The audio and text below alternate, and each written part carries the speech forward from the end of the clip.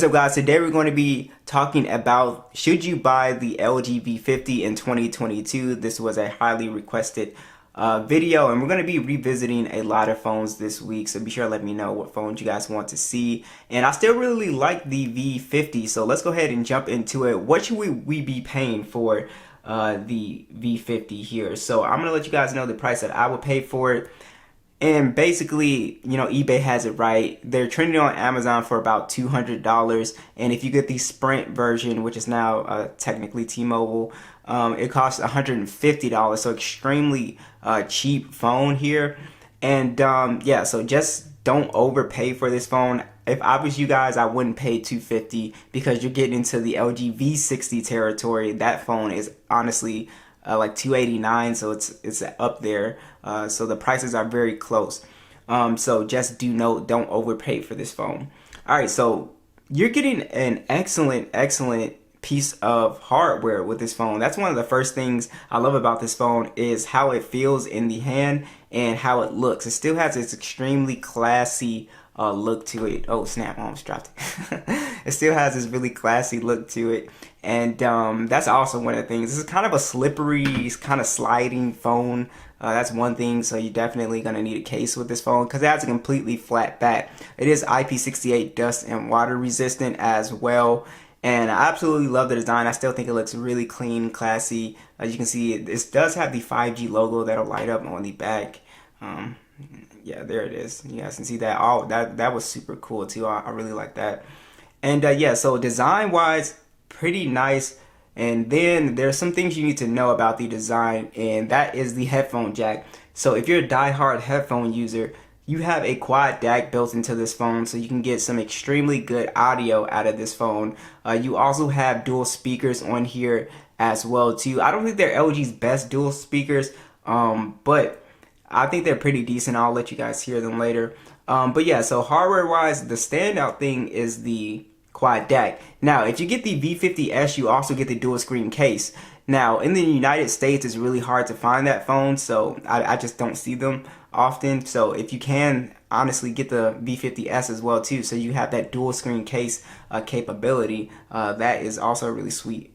Now the screen on the V50 is also really good. It's a very high quality display here. So it's a 6.4 inch OLED display. It's got HDR10 and it's also a full 2K display or 1440p display with a very high PPI of 538. So everything looks extremely sharp on the V50's display. Yes, it does have a notch up top. Honestly, once you get used to the notch on here, it really is not that bothersome, and there is some software so you can hide that notch.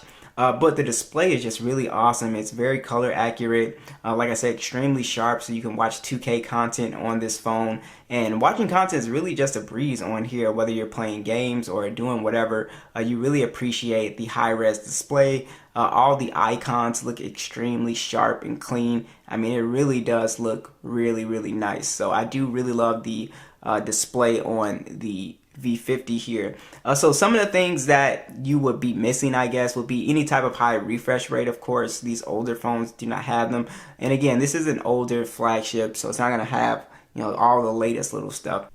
Alright, so I wanted to talk about the specs a little bit more here. So the V50 does have the Snapdragon 855 chipset on here. It also has the Adreno 640 GPU. This phone does have micro SD card support, 128 gigs of internal storage, and 6 gigs of RAM. So what's really important about this phone is that the SD card support, right? Because a lot of flagships actually don't have that feature. So if you want to pop in a 512 gigabyte, you know, SD card support, that will definitely help out with, you know, taking a lot of video or just playing a lot of games. You download just a lot of stuff in general. You will be able to get away with that on the V50 and have plenty of storage. So that's also another benefit.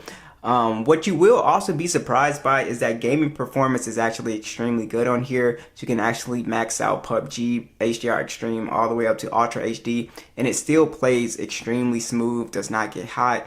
It is just a really good experience gaming on as well. So if you're looking for like a cheap little gaming phone, this is definitely a great option. I have a full gaming test playing PUBG, Fortnite, Call of Duty, all that stuff. So be sure to check that out. But as far as power, this phone is going to give you a ton of power. And for all of those that are curious, I do have the Geekbench scores on here, so you can see those are your scores, and you can see how they compare to the newer phones.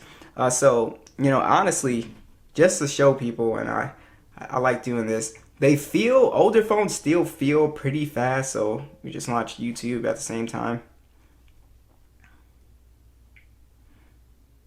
Like your general, and the V50 actually opened that faster.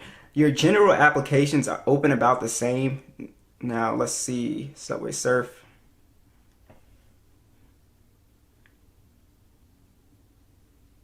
So you can see it's really not that far off. Like the games open faster on the newer phones, but in general, this phone still feels extremely snappy when navigating, scrolling. I usually just don't have an issue. Talk about the additional features, and we'll go ahead and talk about these stereo speakers. I got a max volume, and I'll go ahead and let you guys hear what it sounds like.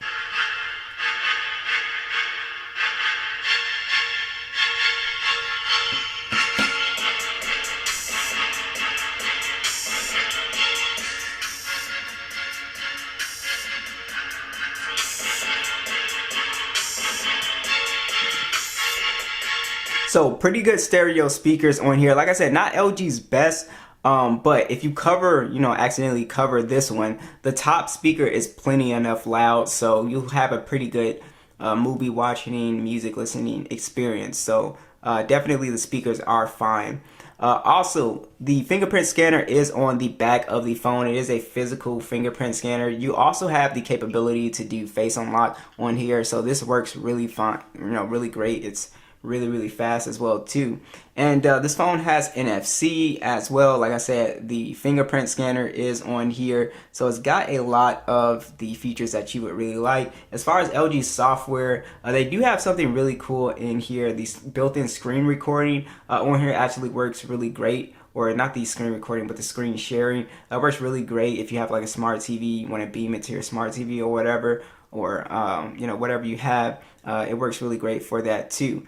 Now, I do want to go ahead and touch on the image quality on this phone. I still think the images are pretty good. So this phone has a triple camera setup. It's a 12 megapixel standard, a 12 megapixel telephoto. It's able to do 2x optical zoom. And then you also have a 16 megapixel ultra wide on here as well. It shoots in 4K 60, and then you have an 8 megapixel selfie cam, and then a 5 megapixel wide cam on the front, and that shoots in 1080p. So as far as the image quality goes, I thought the image quality was pretty good, especially for the price you're paying. You get a good amount of detail. The color accuracy was actually really nice. So I like the way that the phone just came out in general. I thought it just takes some great photos. The ultra wide, it's pretty color accurate with the main lens as well too. So you guys can see the shots for yourself. I don't think that these cameras are just really aged really badly or anything like that. I actually think they are pretty competitive even in today's market. I will show you guys the video as well too. The V50.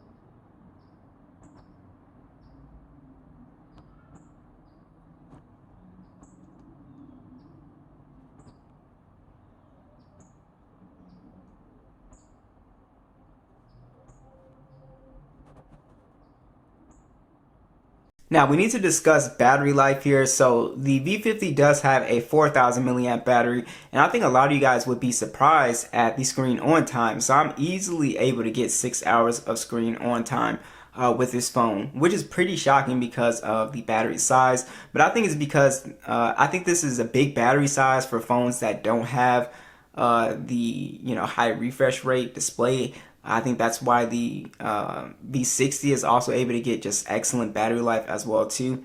But yeah, so battery life is actually really good on here. You also get wireless charging on this phone as well. So I really like the V50 in 2022. I think if you just really want this phone for the quad DAC, the expandable storage, great display, just go for it. If the price is right, like I said, you get it for around that 200 bucks. Now, what are the cons with this phone? The cons obviously is that LG is not making smartphones anymore. So, you know, they may not push updates to this phone. So you might just be stuck on, you know, the Android 11 or 10 update. That is the sort of con there. But there are ways to sort of get around that for security purposes, like you can just download an antivirus software. But yeah, so I would consider those. But overall, this is a great steal as a backup phone or a secondary device or even your main device, honestly. So be sure to let me know what you guys think, and I will catch you guys in the next one.